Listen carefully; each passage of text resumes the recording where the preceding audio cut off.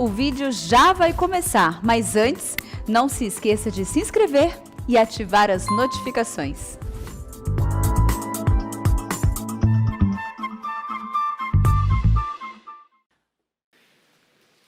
Efésios capítulo 5, faremos a leitura dos versos 22 a 33.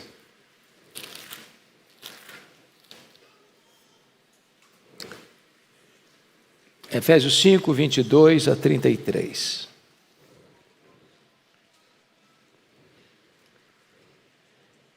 O lar cristão é o tema desta passagem e diz assim: as mulheres sejam submissas ao seu próprio marido como ao Senhor. Porque o marido é o cabeça da mulher, como também Cristo é o cabeça da igreja, sendo este mesmo o Salvador do corpo.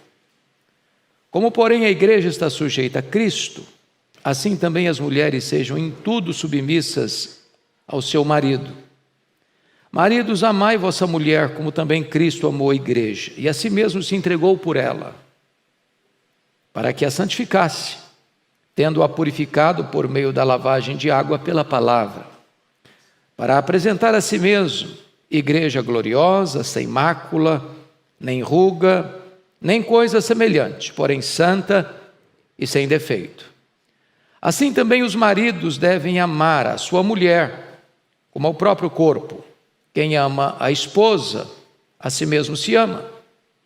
Porque ninguém jamais odiou a própria carne, antes a alimenta e dela cuida, como também Cristo faz com a igreja, porque somos membros do seu corpo. Eis porque deixará o homem a seu pai e a sua mãe, e se unirá à sua mulher, e se tornarão os dois uma só carne. Grande é este mistério, mas eu me refiro a Cristo e à igreja. Não obstante, vós, cada um de per si, também ame a própria esposa como a si mesmo, e a esposa respeite ao marido. Eu quero tratar nesta manhã sobre a felicidade no casamento. O nosso lar é o palco das nossas maiores alegrias e também é o cenário das nossas dores mais profundas. O nosso lar pode ser um jardim grinaldado de flores, ou pode ser um deserto inóspito. Pode ser uma alameda, cercada de árvores frondosas e frutíferas, ou pode ser um espinheiro. Na família nós celebramos, na família nós choramos. Na família nós estendemos o lábaro, a bandeira, o estandarte das nossas maiores conquistas. Mas na família também nós choramos as nossas dores mais amargas. Na verdade, você escolhe o que você deseja na sua família. Há alguns anos eu escrevi um livro sobre casados e felizes. E eu recebi vários e-mails, um pouco jocosos, me perguntando se eu estava escrevendo já sobre ficção. Algumas pessoas acham que é impossível juntar as duas coisas. Mas hoje eu gostaria de olhar para perceber como nós podemos encontrar felicidade na nossa casa, no nosso lar, no nosso casamento. Quando Paulo escreveu esse texto, ele estava escrevendo dentro de um contexto cultural, de um pano de fundo cultural, da fragilização do casamento e da família, na cultura grega, na cultura judaica, na cultura romana. O casamento estava fragilizado, o divórcio era extremamente fácil, a família estava absolutamente vulnerável. E esse texto é uma espécie de contracultura para aquele tempo. Quando você olha o panorama do mundo hoje, o cenário brasileiro sobretudo, você vai perceber que o pano de fundo não é tão diferente daquela época. A família hoje está sendo desconstruída, os valores estão sendo minados, os marcos estão sendo removidos, os fundamentos estão sendo destruídos, casamento está hoje sendo atacado de forma furiosa por forças explícitas ou ocultas, e nós estamos vivendo esse mesmo cenário, talvez que Paulo viveu no primeiro século. E eu gostaria então hoje de olhar para esse texto, para nós encontrarmos aqui este mapa, esta rota, este caminho da felicidade no casamento e na família. Então, em primeiro lugar, veja comigo aí, nos versos 22 e 24, o papel da esposa. O papel da esposa. E é curioso, irmãos, que quando você lê um texto como esse, na nossa cultura, tem algumas pessoas que sentem uma espécie de urticária logo de começo, né? Parece que esse texto é jurássico, parece que esse texto para algumas pessoas é ultrapassado, parece que esse texto não é conveniente, politicamente correto para a nossa geração. Mas um pilar da nossa fé é que a Bíblia não foi, a Bíblia não será, a Bíblia é a palavra de Deus. A Bíblia não fica desatualizada, a Bíblia não precisa ser ressignificada, a Bíblia não precisa ser atualizada, ela é a palavra de Deus, ela não deixa jamais de ser nossa única regra de fé e prática. Então, vamos observar aí algumas coisas para clarear o assunto.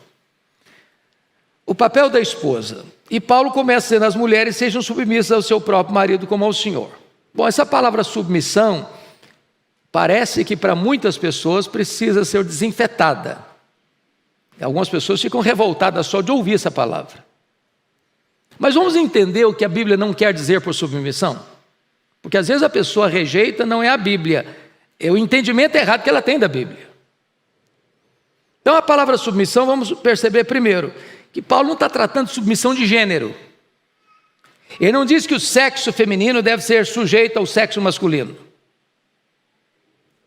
Ele não está dizendo que uma mulher deve ser submissa a um homem. Tem pessoas que chegam a esse radicalismo equivocado. Eu escutei certa feita uma pessoa dizer o seguinte: se um menino e uma menina estiverem em casa, assistindo um desenho animado ou um programinha infantil, e o menino quiser assistir o programa A e a menina quiser assistir o programa B, tem que assistir o programa A, porque o menino é que prevalece.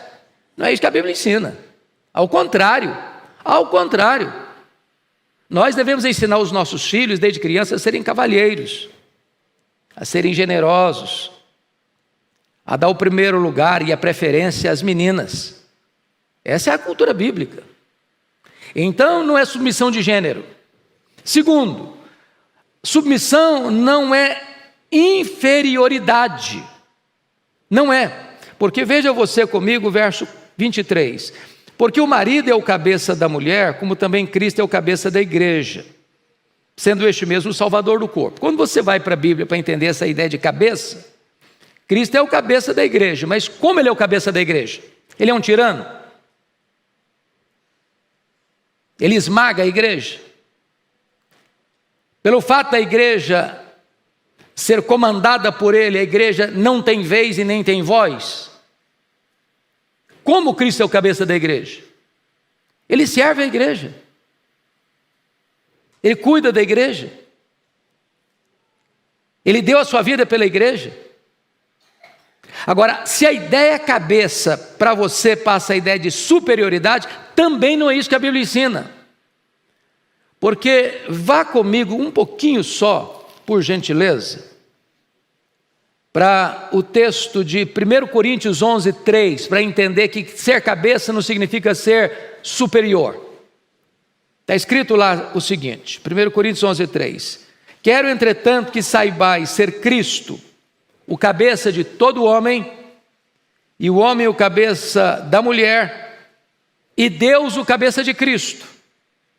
Ora, se Deus o Pai e Deus o Filho são da mesma natureza, da mesma essência, tendo os mesmos atributos, nas palavras do credo niceno, ele é Deus de Deus, luz de luz, coigual, coeterno e consubstancial com o Pai. E se o Pai é o cabeça de Cristo, logo o termo cabeça não significa que é superior, porque o Deus Pai não é superior ao Deus Filho.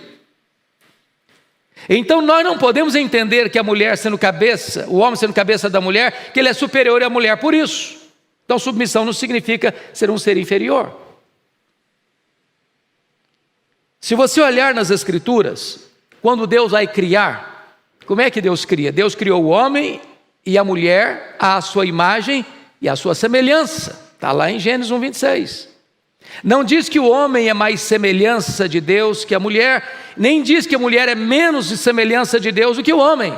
Então eles foram criados iguais. Não tem superioridade na ordem da criação. Mas quando você vai tratar da redenção, está lá em Gálatas 3:28, que para Deus não há nem homem nem mulher, nem livre nem escravo, ou seja, para a redenção, da mesma maneira que um homem tem que ser salvo pela graça, a mulher também deve ser salva pela graça. Não há distinção na redenção entre homem e mulher, não tem superioridade. Se você olhar no contexto da família, da questão prática da convivência, está lá em 1 de Pedro, capítulo 3, versículo 1, algo interessante. Olha o que Pedro vai dizer na sua epístola, tratando dessa questão da família. Ele diz o seguinte, no versículo 7, maridos, vós igualmente vivei a vida comum do lar, com discernimento, e tendo consideração para com a vossa mulher como parte mais frágil, tratai-a com dignidade, porque sois juntamente herdeiros da mesma graça da vida, para que não se interrompam as vossas orações. É claro que quando a Bíblia diz que a mulher é parte mais frágil ou vaso mais frágil, não significa que a mulher é um sexo mais frágil que o homem. Todos nós sabemos que a mulher é um sexo mais forte que o homem. Não precisa nem botar legenda para saber isso. Mas ele é mais sensível. E o homem tem que tratá-la com dignidade. Então, no contexto bíblico, não significa ser inferior. Mas, em terceiro lugar, submissão não significa obediência incondicional. Volte para o texto de Efésios 5, por favor. Efésios 5, por gentileza. Versículo 24. Como, porém, a igreja está sujeita a Cristo, assim também as mulheres sejam em tudo submissas ao seu marido. A obediência da igreja a Cristo é o padrão da submissão da mulher ao marido. Ou seja, o fato da mulher ser submissa não significa que o marido pode fazer tudo que ele quer. Tem limites. E qual é o limite? É o limite da verdade, é o limite da santidade, é o limite do parâmetro de Deus. A mulher tem o dever de desobedecer seu marido se ele requer dela algo que vai na contramão da vontade de Deus, do propósito de Deus, da santidade que Deus estabeleceu para o matrimônio. Então, o que o texto está nos ensinando, meus amados irmãos, é que esta submissão, ela não é submissão de gênero, não é inferioridade e não é submissão incondicional. Porque tem marido que quer exigir da esposa que ela faça o que ele quer, o que dê na telha dele. E não é isso que a Bíblia ensina. Poderíamos dizer que a submissão da mulher ao marido, que a ama como Cristo amou a igreja, é a sua liberdade. Pensem comigo em alguns exemplos. Quando é que você é um motorista livre para ir e vir com o seu carro? É quando você obedece às leis de trânsito ou quando você as transgride? Quando você toca um piano ou um órgão eletrônico para tirar dele o melhor som, é quando você segue as notas musicais ou quando você toca atabalhoadamente? Quando um trem é livre para transportar passageiros com segurança, é quando ele corre em cima dos trilhos, quando ele sai dos trilhos. Quando um rio leva vida, é quando ele anda no leito ou quando ele transborda, trazendo a inundação. Então, quando Deus estabeleceu princípios, Deus não é um carrasco, Deus não é sádico, Deus não quer o mal do casamento, Deus não quer a infelicidade da família. Deus estabeleceu preceitos para a felicidade da família. Posso lhes garantir uma coisa: nenhuma mulher é feliz mandando no marido, e nenhum homem é feliz sendo mandado pela mulher. O projeto de Deus não está errado. Deus não usa rascunho nos seus planos. O projeto de Deus é perfeito. Assim como a igreja, quanto mais submissa ela é a Cristo, mais segura, mais feliz, mais gloriosa ela é. Quanto mais a mulher entende esta posição que Deus colocou a ela e a posição que Deus colocou o marido, mais feliz é o casamento, mais harmonioso é o lar, mais saudável é a família. Mulher não é submissa a um tirano. A mulher é submissa a um homem que a ama como Cristo amou a igreja. Agora vamos ver o papel do marido. Porque esta construção da felicidade, ela precisa ser uma conjugação de esforços. Tanto da mulher quanto do marido. E aí, a partir do verso 25... Paulo começa a tratar do papel do marido. Então, se a mulher acha que o papel dela é pesado demais, o do marido é bem mais pesado. Porque se a referência da mulher é a igreja, a referência do marido é Cristo. Então, vamos dar uma olhadinha aqui. Primeiro, versículo 25. Maridos, amai vossa mulher, como também Cristo amou a igreja, a si mesmo se entregou por ela. Vamos dar uma olhadinha que o papel do marido é amar. E a pergunta é: como é que o marido ama a sua mulher, ou como ele deve amar a sua mulher? Vamos para as Escrituras. Em primeiro lugar, está lá em João capítulo 13, verso 1, que Cristo amou os seus e amou-os até o fim. Pergunto: onde estava a causa do amor de Jesus pelos seus? Neles ou em si mesmo? Aquelas pessoas faziam, entre aspas, por onde serem tão amadas? O amor perseverante significa que o marido não deve amar sua mulher até o primeiro fio de cabelo branco surgir na cabeça dela, e as mulheres driblam bem isso também. Não é até surgir a primeira ruga no rosto. Não é amar até surgir o primeiro desentendimento. Eu sei que na casa de vocês nunca surge, mas se surgir, não é até aí. Amar até o fim. Ou seja, é você entrar no casamento sem deixar a porta dos fundos aberta. Não é um contrato de risco. É uma aliança, até que a morte os separe. Preste atenção, até que a morte os separe. Nós não cremos em casamento depois dessa vida. Casamento é até a morte. Então, não fique na expectativa de que você vai ressuscitar e continuar com o seu casamento lá em cima, não, porque isso não vai acontecer. Alguém diz: ufa, até que...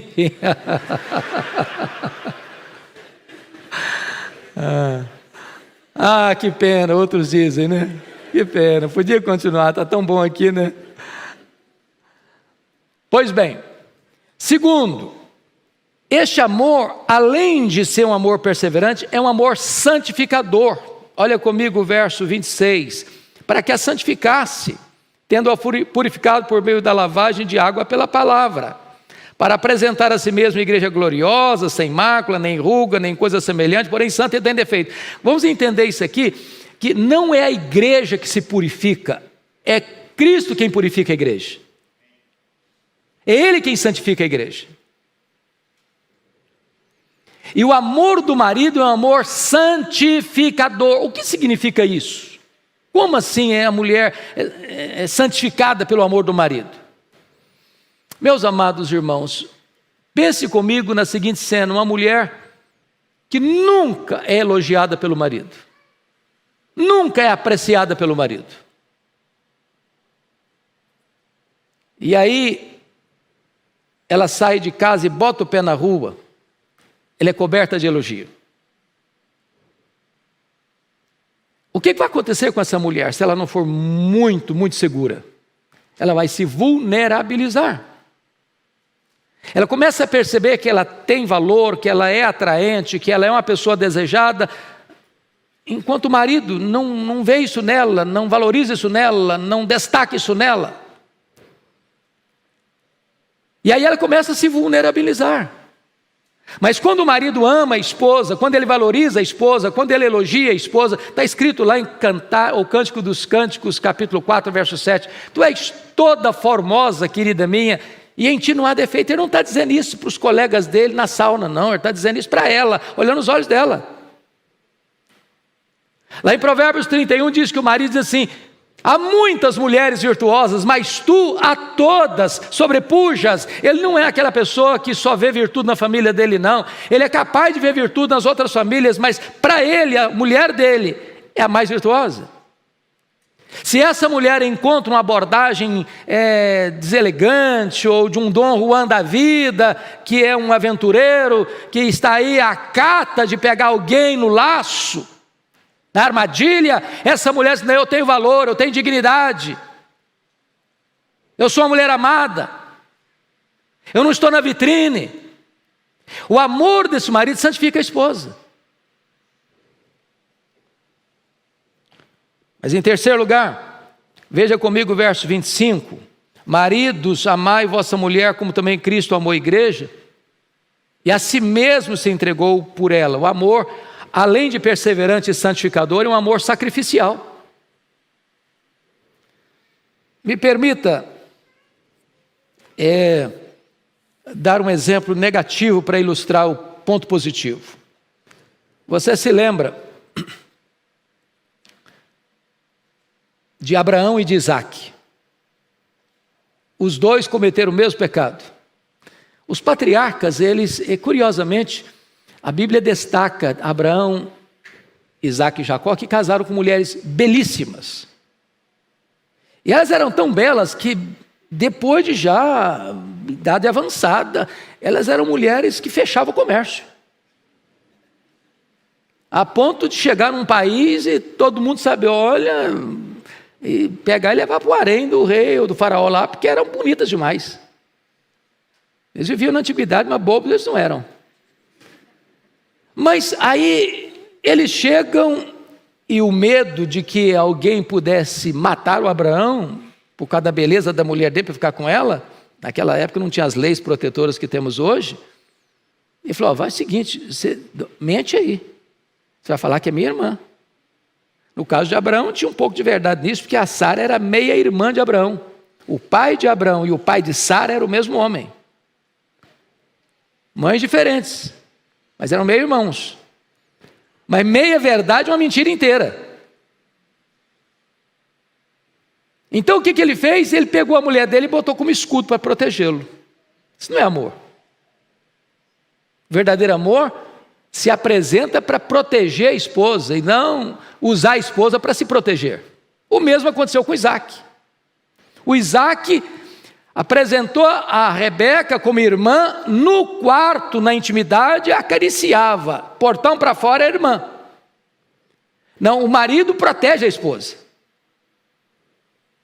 Se chegar um momento que alguém vir para agredir, você está junto, você não bota a esposa na frente para ser escudo, não. Você se apresenta como escudo para protegê-la. Você ser homem, você ser másculo,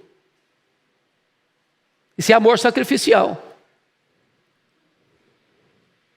Então o marido blinda a esposa com o seu cuidado, ele protege a esposa com o escudo do seu amor. E está na hora, maridos, de nós termos esse cuidado, de defendermos o nosso cônjuge, de protegermos o nosso cônjuge, até de resguardarmos o nosso cônjuge de alguns impactos e esbarrões na vida que sofremos, que elas não precisam sofrer o mesmo impacto que nós. Mas notem, e eu quero concluir aqui, que o marido deve ter 3 cuidados com a esposa. Primeiro, o cuidado da vida espiritual da esposa. Porque o verso 25b está escrito: maridos, amai vossa mulher, como também Cristo amou a igreja a si mesmo, se entregou por ela, para a santificar. Então, o que o texto está querendo dizer é o seguinte: hoje, notinha de rodapé, tem muitos homens que estão abrindo mão do seu papel de liderança, de sacerdócio no lar e transferindo tudo isso para a esposa.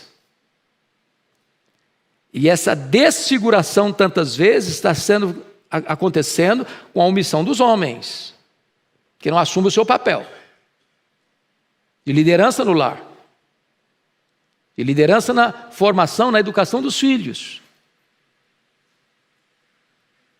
Então, o seu papel é de ser uma pessoa que impacta a vida da sua mulher pelo seu exemplo dentro de casa. E eu vou fazer uma perguntinha, eu não sei se eu levantaria a mão também não, mas quem sabe com a graça de Deus eu consiga. Sua mulher admira você, ou respeita você, ou vê em você um homem de Deus?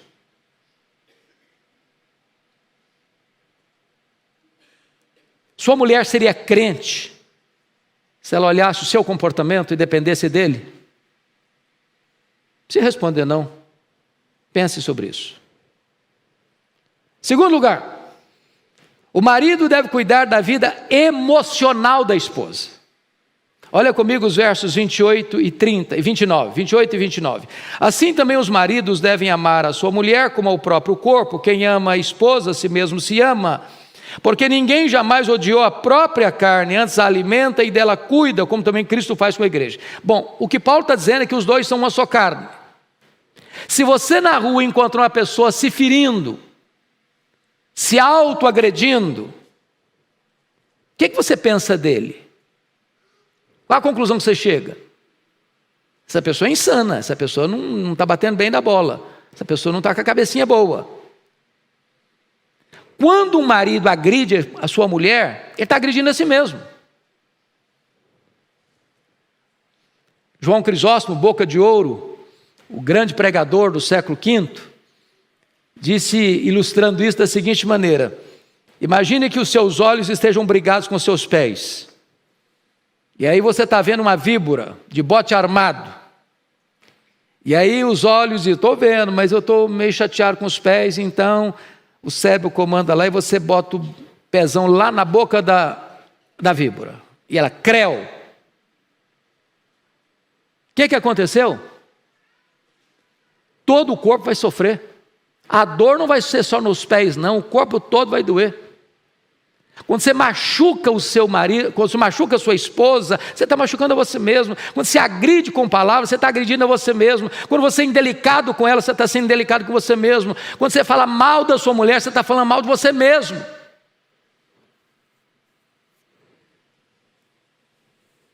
Mas notem, eu gosto muito do versículo 29, porque tem uma palavra interessante aí. Porque ninguém jamais odiou a sua própria carne, antes a alimenta e dela cuida. A palavra cuida aí só aparece mais outra vez no Novo Testamento, que é 1 Tessalonicenses 2,7. E a palavra lá é a ama que acaricia o filho. A ideia de cuidar é de acariciar. Contato físico. É um beijo, é um abraço, é uma carícia. Meus irmãos, há muitos casamentos que a carícia acabou. Tem casal que não tem coragem de dar um abraço em público. Tem casal que se beijar em público vira feriado nacional. É.